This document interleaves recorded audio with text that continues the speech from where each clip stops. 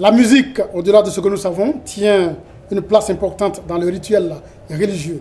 Il s'agit de se libérer de tout matériel, de tout égoïsme pour parvenir à travers les sons et la parole à l'universel et au permanent, au silence à Dieu. Louer Dieu, c'est aussi prier le Père Céleste. Psaume 150, versets 1 à 6. Mesdames et messieurs, bonjour, bienvenue au tout premier numéro de Yeka Musique Plus. Nous recevons Elali Nyambo, chantre de l'Éternel, originaire du village de Debo, dans le département de Zoukoube, région du Haut-Sassandra. Avec elle, nous parlerons de sa jeune carrière qui débute le 26 décembre 2020. Yeka Musique Plus, c'est maintenant.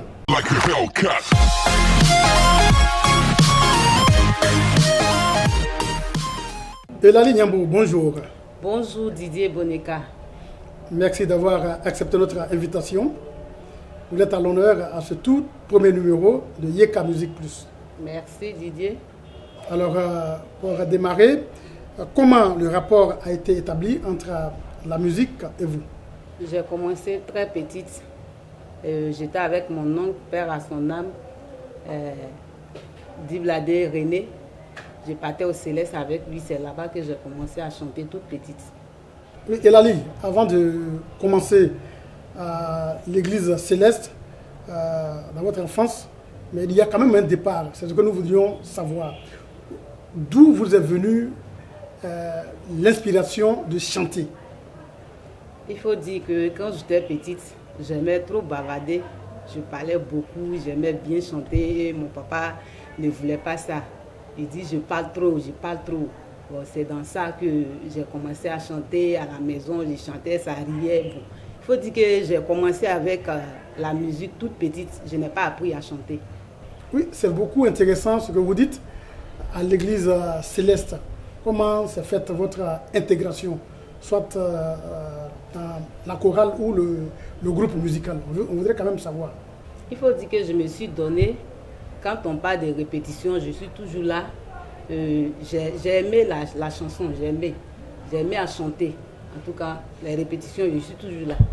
Donc c'est comme ça, notre maître de chœur m'a pris et il m'a mis dans le groupe musical. C'était à quel âge déjà? À 12 ans. 12 ans, vous titillez la chorale? Oui. D'accord. Ça, c'était à Debo? À Debo 1. Dans le Zoukoube? Oui, bien sûr. Et de Debo, quelle est la suite après Debo? Bon, après Debo, je suis allé à Baïbé, où j'étais avec le père de mes enfants. Et c'est comme ça, je suis allé au réveil. Et c'est au réveil, maintenant, j'ai commencé à bien chanter dans le groupe. Et c'est comme ça, c'est parti. D'accord. Sans véritablement rentrer dans des questions religieuses, qu'est-ce qui a nécessité ce changement de cap, changement d'église? Pour des raisons de famille, j'ai décidé d'aller à l'église de réveil avec mes parents. Nous savons tous que la musique religieuse ne se vend pas toujours bien. Mais comment s'est fait donc le choix de cette musique dans votre carrière? Je ne l'ai pas choisi pour m'enrichir. Ce que je sais, c'est aller à l'église, c'est sauver ta vie. C'est ce que je sais. Et aujourd'hui, c'est Dieu. Dieu a déposé quelque chose en moi que je suis en train de mettre en valeur aux yeux de tous. Et dans la chanson, je prêche la parole de Dieu pour dire que Dieu touche les gens pour aller à l'église. Moi, je ne le fais pas pour m'enrichir dedans. Donc, pour vous, ce n'est pas pour de l'argent. Pas de... C'est glorifier le nom de Dieu. Vous êtes au laboratoire, vous avez un album qui va sortir bientôt. Vous chantez dans quelle langue? Je chante beaucoup en nyambois, un peu de français dedans. Voilà. Vous avez votre population, la population dont vous êtes originaire, qui est partagée entre le fétichisme et l'animisme, bien qu'une partie soit religieuse. Comment comptez-vous impacter cette frange de la population qui est donc animiste et fétichiste?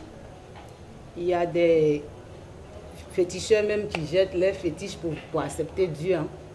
Quand Dieu te touche, forcément tu viendras à l'église. On ne force personne, mais à travers les chants, moi j'évangélise. Je dis à les frères et sœurs d'accepter réellement Dieu. On ne force personne, mais à travers Dieu, quand Dieu te touche, tu viens à l'église. On va revenir au niveau de votre progression. Vous étiez choriste à l'église Céleste et à l'église Réveil. Vous avez intégré aussi le groupe musical. Oui, je suis la responsable du groupe musical dans mon église. Donc c'est moi qui dirige le groupe. Elali Niambo est-elle un cœur à prendre? Oui, je suis célibataire, mais pour le moment, je me concentre sur ma carrière musicale. Vous démarrez votre jeune carrière le 26 décembre prochain. Alors, votre album, votre premier, le tout premier de votre carrière, a combien de titres? 9 titres. C'est un album riche pour un début de carrière. Quel est le nom de l'album? Yikokeni Tingla.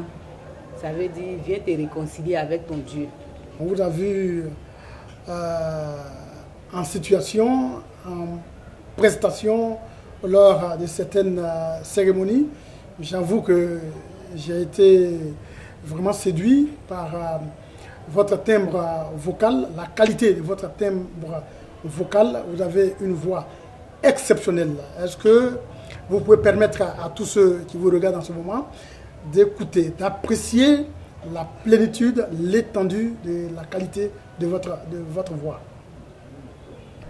Yikokeni Tingla, Yikokeni Tingla, Yikokeni Tingla, Lago, Yikokeni Tingla, Yikokeni Tingla, Kuya Teta, Yikokeni Tingla, Meme Naga Zige Zige Zige, Wale Naga Gwidi Gwidia, Yikokeni Tingla, Gamu, Gamu, Yikokeni Tingla, Lago, Yikokeni Tingla.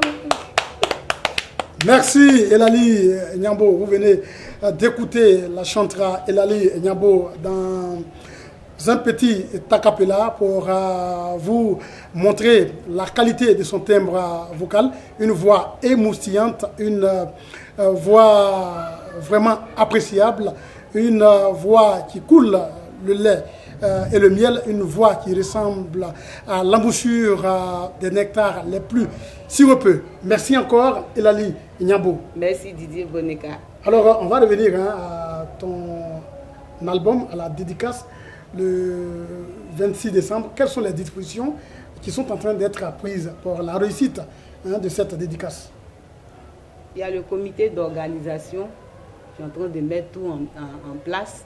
Je pense que ça va se passer très bien par la grâce de Dieu. Au niveau des axes de mobilisation, est-ce que nous pouvons compter avec la présence des différentes communautés qui composent les tribus Niambois? Tout le monde est invité. Nous avons besoin de tout le monde, sans exception.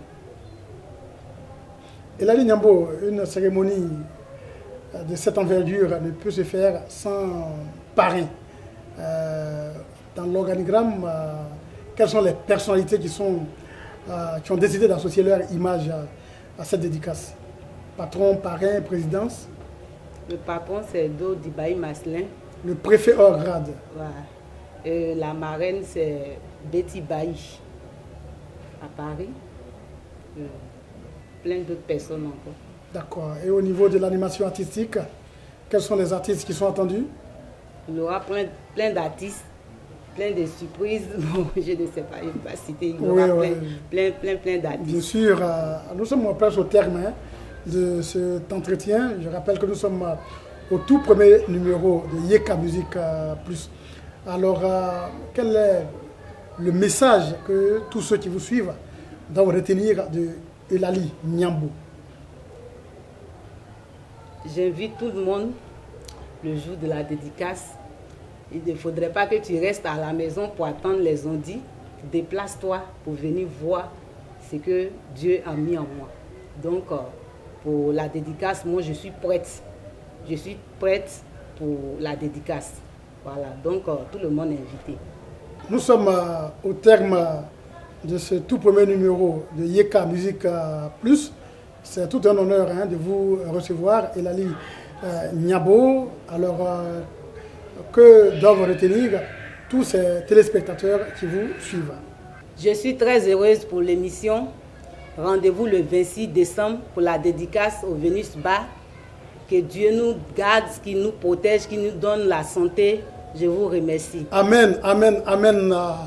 C'était donc Elali Niabo, chantre de l'Éternel, une voix qui cristallise toutes les attentions, une voix agréable à l'écoute, une voix qui donne véritablement plaisir à entendre. Elali Niabo était donc notre invité du tout premier numéro de Yeka Musique Plus. On va se quitter sur cette belle note et se donner rendez-vous dans quelques jours si Dieu le veut. D'ici là, portez-vous bien.